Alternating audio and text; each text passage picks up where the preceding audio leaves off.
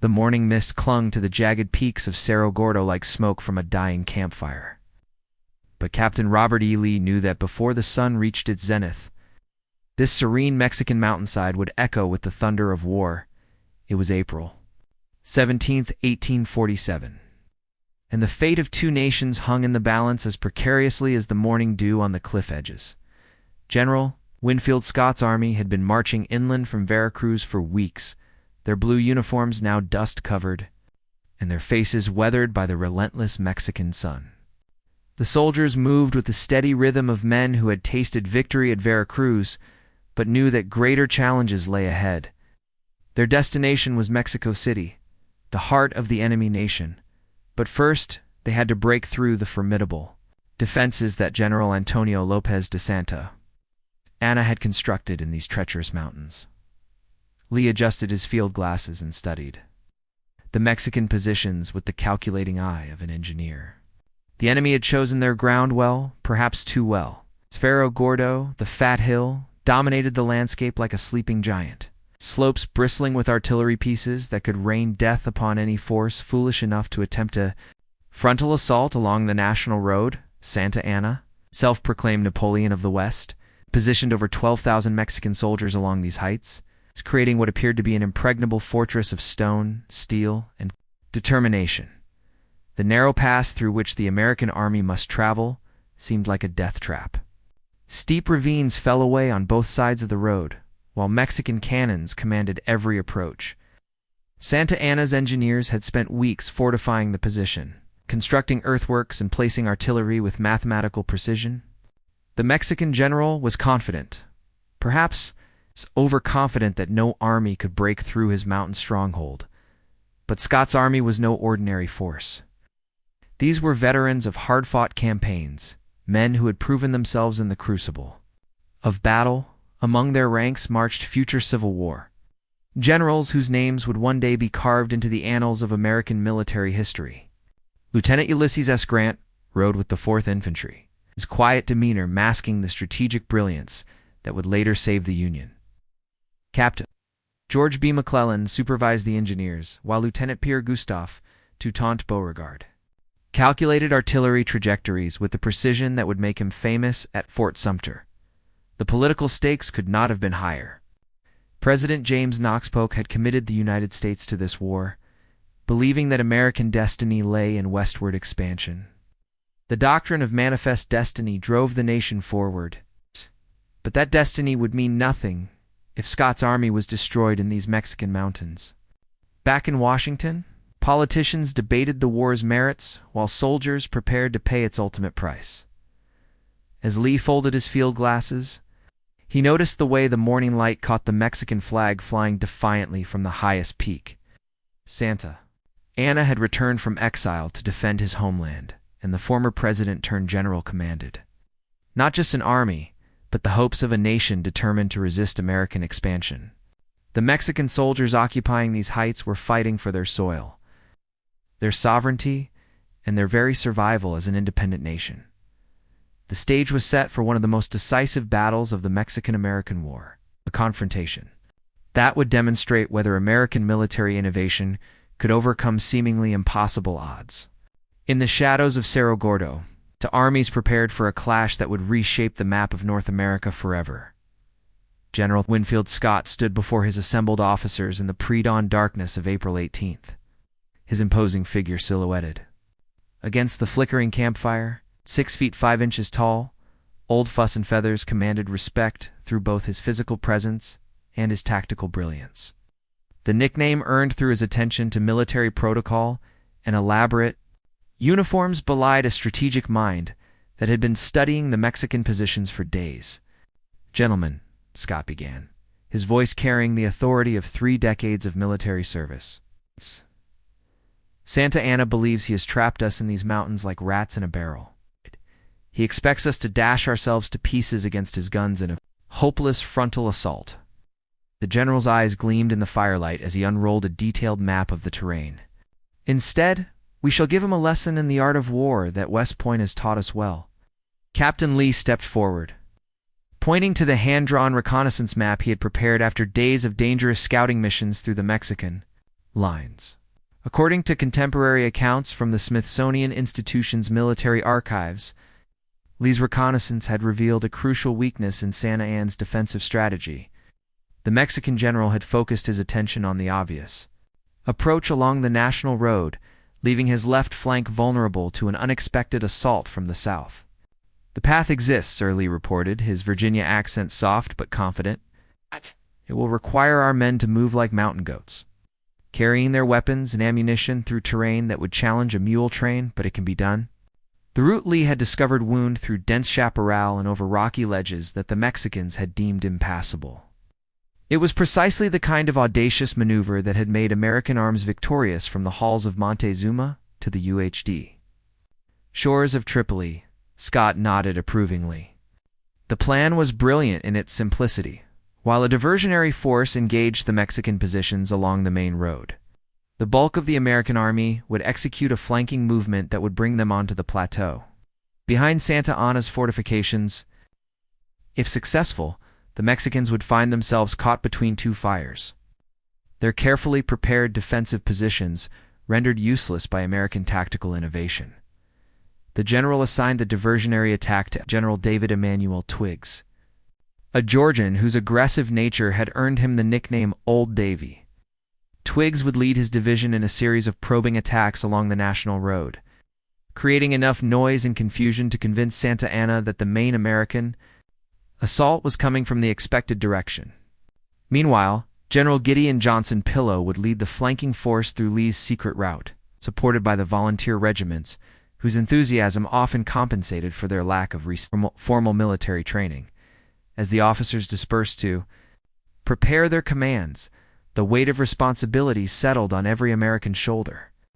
The soldiers understood that failure here would mean more than military defeat, would signal the end of American expansion, and possibly the beginning of a protracted guerrilla war that could drain the nation's resources for years to come. Success, however, would open the road to Mexico City and potentially end the war before the summer heat made further campaigning impossible. The Mexican positions seemed to grow more formidable as the morning light revealed their full extent. Santa Anna had positioned his artillery with devastating effectiveness, creating overlapping fields of fire that would turn any frontal assault into a slaughter. The Mexican general commanded seasoned troops, many of whom had fought in the bitter civil wars that had plagued their nation since independence. These were not the raw recruits that some American newspapers had portrayed them to be, but veteran soldiers fighting for their homeland. As Scott's plan took shape, both armies prepared for a battle that would test not only their courage and skill, but also their respective visions of North American destiny. The Americans fought for expansion and what they believed was their manifest right to continental dominion, while the Mexicans defended their sovereignty and the territorial integrity their fathers had won from Spain.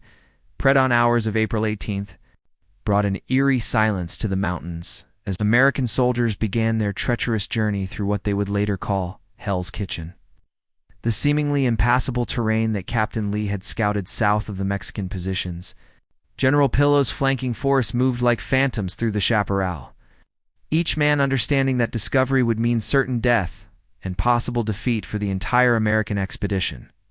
Lieutenant Grant, serving with the 4th Infantry Regiment, later described the march as the most difficult movement I ever participated in during the war. The soldiers carried their muskets, cartridge boxes, and canteens through thorny undergrowth that tore at their uniforms and skin. Many discarded non-essential equipment to lighten their load, knowing that speed and stealth were more valuable than comfort in this desperate gamble. Captain, Lee moved ahead of the main column with a small party of engineers and scouts, marking the path with barely visible signs that would guide the following regiments. Every step required careful calculation. Loose stones could start a rock slide that would alert Mexican sentries, while wrong turns could lead entire companies into box canyons from which there would be no escape. The Virginia engineer's reputation for precision and his ability to read terrain like a book proved invaluable as the column snaked through the mountain wilderness. Meanwhile, General Twiggs launched his diversionary attack along the national road at dawn.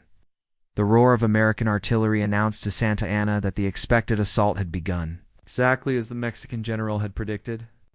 Twiggs's gunners, commanded by Captain John Bankhead Magruder, opened fire on the Mexican positions with deadly accuracy, their shells exploding among the enemy earthworks in brilliant flashes of orange and white smoke. The Mexican response was immediate and devastating. Santa Anna's artillery, positioned on the commanding heights of Cerro Gordo, answered with a thunderous barrage that sent American soldiers diving for cover behind rocks and trees.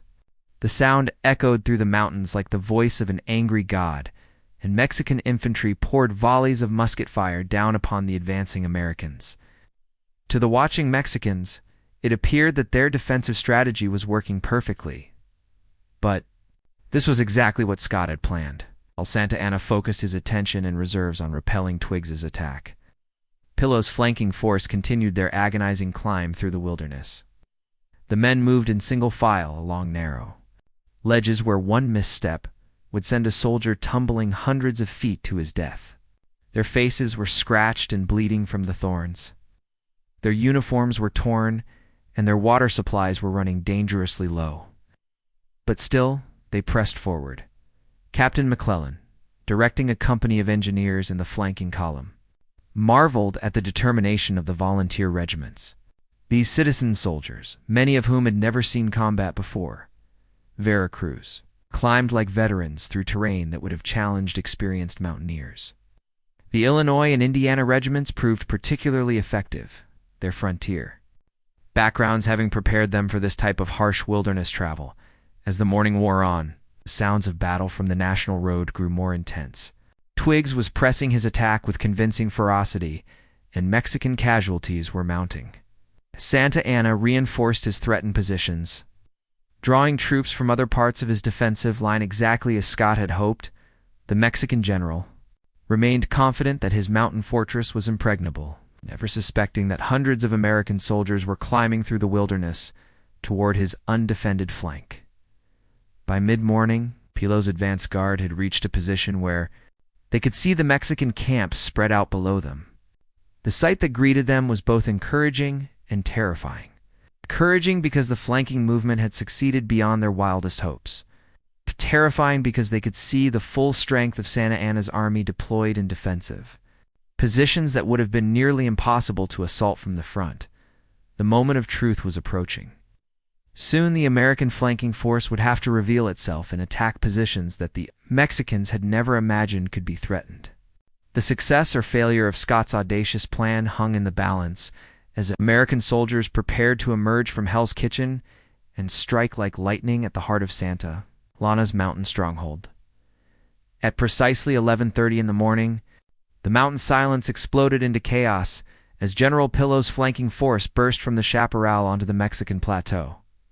The cry "Los Americanos" echoed across the heights as startled Mexican soldiers turned to face an enemy they had never expected to see behind their carefully prepared fortifications. Captain William Selby Harney's dragoons led the assault, their sabers flashing in the brilliant sunlight as they carved through the confused Mexican ranks. The surprise was complete and devastating. Mexican artillerymen, who had spent the morning firing down at Twiggs's diversionary attack, suddenly found American infantrymen charging their gun positions from behind. Lieutenant Beauregard, commanding a section of mountain howitzers that had been somehow manhandled up the impossible terrain, immediately turned his guns on the Mexican artillery batteries that had been dominating the national road. Santa Anna, observing the battle from his command post near the main fortifications, felt the cold grip of disaster closing around his army. The Napoleon of the West had been outmaneuvered by an enemy he had underestimated, and now his carefully positioned forces found themselves fighting on two fronts simultaneously. According to military historians at the U.S. Army Center of Military History, this moment marked the turning point not just of the battle, but of the entire Mexican-American War. The Mexican general's attempts to redeploy his reserves created confusion and panic among his troops. Soldiers who had been confident in their mountain fortress now found themselves caught in a crossfire between Twiggs's frontal assault and Pillow's unexpected flank attack. The Mexican artillery, which had been Santa Anna's trump card, became a liability as American forces overran gun position after gun position. Lieutenant Grant, advancing with the 4th Infantry through the captured Mexican works, witnessed scenes of incredible courage on both sides. Mexican soldiers, despite being surprised and outflanked, fought with desperate valor to defend their positions. Captain Jose Maria Guerrero led a counterattack against the advancing Americans that temporarily restored the Mexican line. But the weight of numbers and the advantage of surprise proved overwhelming. The battle became a series of individual combats. As the organized defensive line dissolved into pockets of resistance, American soldiers, inspired by their unexpected success, pressed forward with bayonets fixed and battle cries echoing across the mountains. The volunteer regiments, fighting their first major engagement, proved themselves worthy of their regular army counterparts as they stormed Mexican earthworks with fierce determination. Captain Magruder's artillery, no longer suppressed by Mexican counter-battery fire, advanced to positions where they could enfilade the remaining Mexican strongpoints. The thunder of American cannons joined the crackling musketry and the shouts of fighting, meant to create a symphony of battle that could be heard for miles across the Mexican countryside. Santa Anna himself narrowly escaped capture when a company of American infantry overran his command post. The Mexican general, his elaborate uniform torn and his confidence shattered, retreated toward the rear with the remnants of his staff. His wooden leg, a memento of his earlier campaigns, nearly caused his capture when it became entangled in the brush during his desperate flight. The psychological impact of the flanking attack spread through the Mexican ranks like wildfire. Soldiers who had felt secure behind their mountain fortifications now faced the terrifying reality that the Americans could appear anywhere at any time. The defensive advantages that Santa Anna had counted on were neutralized by American tactical innovation and the incredible physical courage of soldiers who had climbed through Hell's Kitchen to achieve the impossible. As the afternoon sun beat down on the smoking battlefield, it became clear that the Mexican position was collapsing. Had begun as a carefully orchestrated defensive strategy, had degenerated into a desperate struggle for survival. Mexican soldiers began abandoning their positions, streaming down the mountain roads in growing disorder as American pressure mounted from multiple directions. The Battle of Cerro Gordo was reaching its climax. American victory seemed assured. But Santa Anna still commanded thousands of soldiers, and desperate men fighting for their homeland could inflict terrible casualties even in defeat. The final phase of the battle would test American resolve as thoroughly as the flanking movement had tested. American ingenuity. The afternoon sun cast long shadows across the blood-stained heights of Cerro Gordo as the Mexican defense began its final, desperate collapse. General Santa Anna, his dreams of impregnable mountain fortresses crumbling around him, attempted one last gambit to save his army from complete destruction.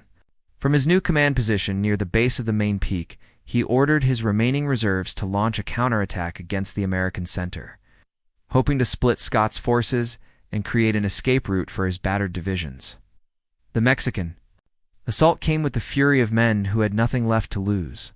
Colonel Francisco Perez led 3 regiments of infantry up the slope toward the American positions, their battle flags streaming in the mountain wind and their voices raised in defiant war cries. These were veteran soldiers, many of whom had fought in Mexico's bitter civil wars, and they advanced with the disciplined courage that had made Mexican arms respected throughout Latin America. Captain Lee, now serving as Scott's chief reconnaissance officer, watched the Mexican counterattack develop from his observation post near the captured artillery positions. The engineers trained, I immediately recognized both the desperation and the potential effectiveness of Santa Anna's final throw of the dice.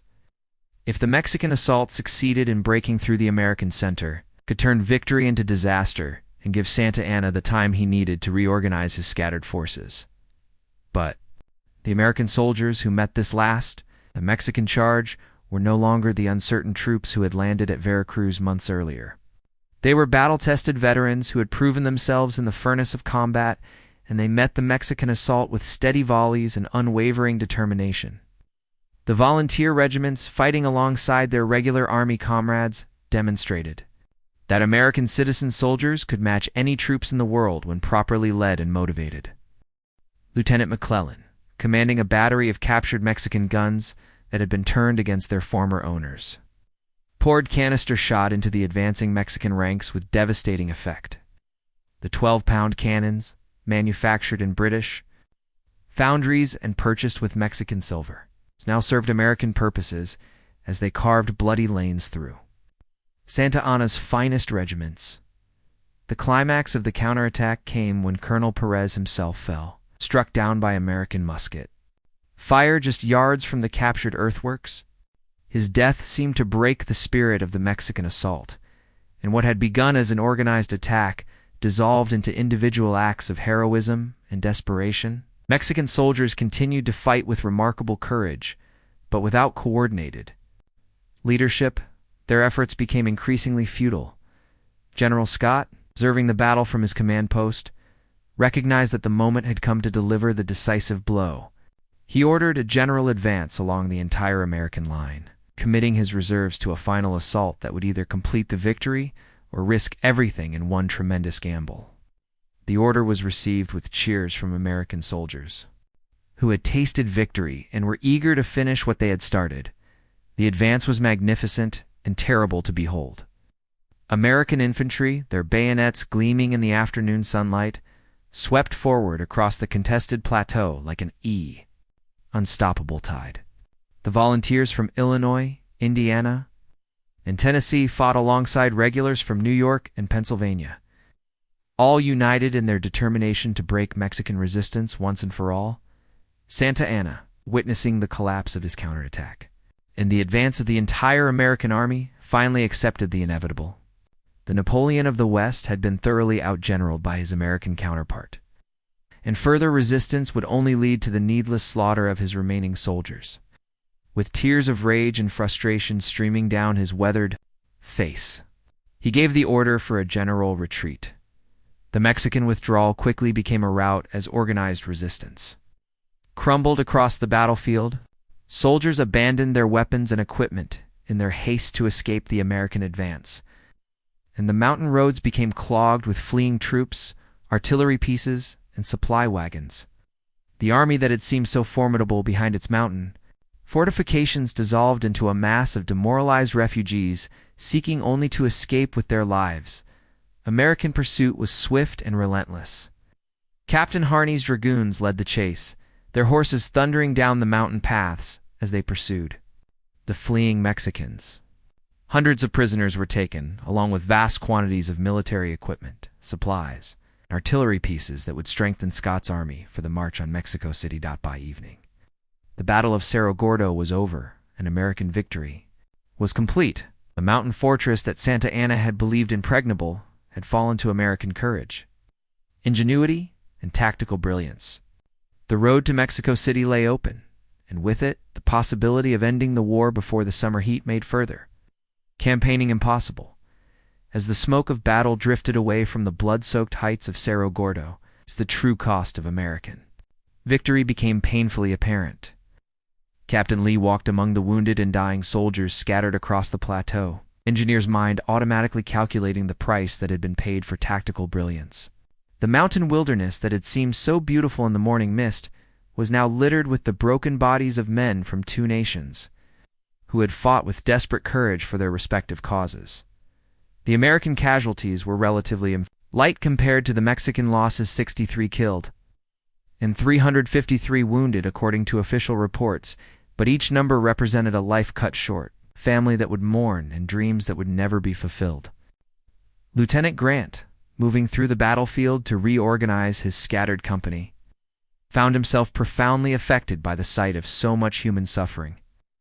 Years later, during his presidency, he would reflect on this moment as one that shaped his understanding of war's true nature. The Mexican losses were catastrophic. Over 1,000 soldiers lay dead or wounded on the field, and more than 3,000 had been taken prisoner, including 5 generals who had fought with distinction, but had been overwhelmed by American tactical superiority. Among the captured was General Guerrero, whose counterattack had briefly threatened to turn the tide of battle, and General Pinzon, whose artillery had held up the American advance for crucial hours. General Santa Anna himself had escaped capture, by mere minutes, fleeing down the mountain roads with the remnants of his personal guard. In his haste to escape, the Mexican commander had abandoned not only his army, but also his personal belongings, including his elaborate dress uniform and his correspondence with the Mexican government. These documents, soon to be in American hands, would provide valuable intelligence about Mexican defensive preparations and political divisions. Captain McClellan supervised the collection and care of wounded soldiers from both armies, demonstrating the professional military courtesy that characterized 19th-century warfare despite its brutality. American surgeons worked alongside captured Mexican medical officers to treat the wounded, and water was shared equally among soldiers regardless of their nationality. The brotherhood of arms transcended national boundaries when men faced the common enemy of death and suffering. The captured Mexican artillery proved to be a significant prize, with 43 cannons of various calibers falling into American hands. These guns, many of them modern pieces imported from European foundries, would significantly strengthen Scott's army for the advance on Mexico City. More importantly, their loss represented a devastating blow to Mexican defensive capabilities, as replacing such sophisticated weapons would be nearly impossible given Mexico's limited industrial capacity. General Scott established his headquarters in the captured Mexican camp, where he began planning the next phase of his campaign, while also attending to the immediate needs of his wounded soldiers. The general's reputation for caring about his men's welfare was well established. He personally visited every American field hospital to check on the condition of the wounded and ensure they received proper medical attention. The psychological impact of the victory extended far beyond the immediate battlefield. News of the American triumph at Cerro Gordo would soon reach both Mexico City and Washington, D.C., with profound implications for the continuation of the war. In Mexico, the defeat would further weaken President Polk's government and strengthen the peace faction that sought to negotiate an end to the conflict. In the United States, the victory would vindicate Scott's strategy and provide the Lincoln administration with the military success it needed to maintain public support for the war, but victory also brought moral complexities that troubled thoughtful American officers. Captain Lee, despite his professional satisfaction with the tactical success of his reconnaissance and planning, found himself questioning the broader implications of American expansion at Mexican expense. The young engineer was beginning to develop the conflicted feelings about conquest, an empire that would later influence his decision to resign from the United States Army when his native Virginia seceded from the Union. The local Mexican population, caught between the armies, suffered perhaps most of all. Their crops had been destroyed, their livestock requisitioned, and their homes turned into hospitals and supply depots. The war that politicians in both capitals treated as a matter of national destiny was in sport. For these mountain villagers, a catastrophe that destroyed their way of life and left them destitute in their own homeland. As evening fell over the battlefield of Cerro Gordo, American soldiers began the grim task of burying the dead, while Mexican prisoners were organized into columns for the march to prison camps near the coast. The mountain that had witnessed such violence would soon return to its natural silence. But the consequences of this day's fighting would echo through the corridors of power in two capitals and ultimately reshape the map of North America. 3 days after the Battle of Cerro Gordo, General Scott's victorious army resumed its march toward Mexico City, leaving behind a mountain graveyard where Mexican and American soldiers rested together in the rocky soil they had contested so fiercely. The road ahead stretched through the heart of Mexico, winding through ancient valleys where Aztec emperors had once ruled and Spanish conquistadors had marched centuries before. Now it was the Americans' turn to write their names in the annals of Mexican history. Captain Lee rode at the head of the advance guard, his responsibilities now expanded to include overall reconnaissance for the entire army. The victory at Cerro Gordo had confirmed his reputation as one of the most capable officers in the American service. And General Scott increasingly relied on his tactical judgment and topographical expertise.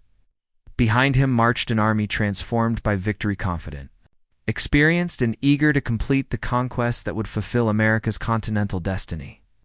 The political ramifications of Cerro Gordo reverberated through both nations like earthquake tremors. In Washington, President Polk received news of the victory with satisfaction tempered by concern about the war's ultimate objectives. The Democratic administration had committed the United States to a conflict that was proving more expensive and complicated than originally anticipated. And congressional opposition was mounting as casualty reports arrived from Mexico. In Mexico City, the news of Santa Anna's defeat created panic and political chaos. The Mexican government, already weakened by factional disputes and financial difficulties, struggled to organize new defensive measures while dealing with streams of refugees. Fleeing the advancing American army, the capital's residents began hiding their valuables, making preparations for siege. As they realized that their country's survival as an independent nation hung in the balance, Santa Anna himself, having barely escaped capture at Cerro Gordo, was attempting to rally the scattered remnants of his army for one final stand before Mexico City. The general who had once ruled Mexico with absolute authority now found himself commanding demoralized troops with inadequate supplies and facing an enemy that had demonstrated superior tactical skill and unshakable determination. His dreams of military glory had been shattered on the rocky slopes of Cerro Gordo, but he remained committed to defending his homeland against foreign invasion.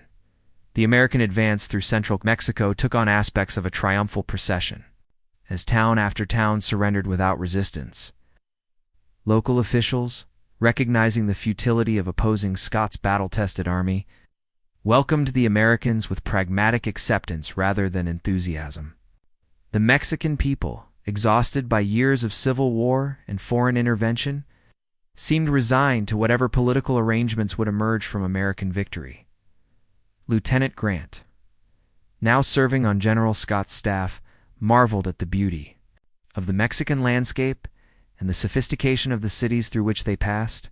Unlike many of his fellow officers, Grant was troubled by the implications of American conquest for the Mexican people, and he would later describe the war as one of the most unjust ever waged by a stronger against a weaker nation. His experiences in Mexico would profoundly influence his thinking about war, conquest, and national responsibility. The technological and tactical lessons learned at Cerro Gordo were already being studied and debated by military theorists on both sides of the Atlantic. The battle had demonstrated the continued importance of reconnaissance, the value of flanking movements, and the decisive impact of artillery when properly employed. European military observers, watching the American performance with professional interest, began to revise their estimates of United States military capabilities. Captain McClellan's engineering skills, proven under fire, was beginning to develop the theories about defensive warfare that would later make him famous during the American Civil War. His experiences at Cerro Gordo, particularly his observations of how quickly seemingly impregnable positions could be turned by tactical innovation, would influence his later strategic thinking when he commanded the Army of the Potomac. As Scott's army approached the Valley of Mexico in late summer of 1847, the officers who had planned and executed the victory at Cerro Gordo found themselves on the threshold of even greater challenges. The battles of Contreras, Churubusco, and Chapultepec lay ahead, each presenting new tactical problems and demanding new solutions from an army that had learned to expect the impossible from itself. The Battle of Cerro Gordo had been more than a military victory. It was a demonstration of American tactical innovation, organizational ability, and individual courage that announced the emergence of the United States as a major military power. The young officers who had distinguished themselves in the Mexican mountains would carry the lessons they learned there into the greatest conflict in American history, the Civil War that would test the very survival of the republic they had served so well in Mexico. The road from Cerro Gordo led ultimately to Mexico City, to American victory, and to the Treaty of Guadalupe Hidalgo that would add vast territories to the United States and fulfilled the continental vision of manifest destiny. But it also led to deeper questions about the nature of American power, the rights of conquered peoples, and the moral responsibilities that accompany military success, questions that continue to resonate in American political discourse to this day.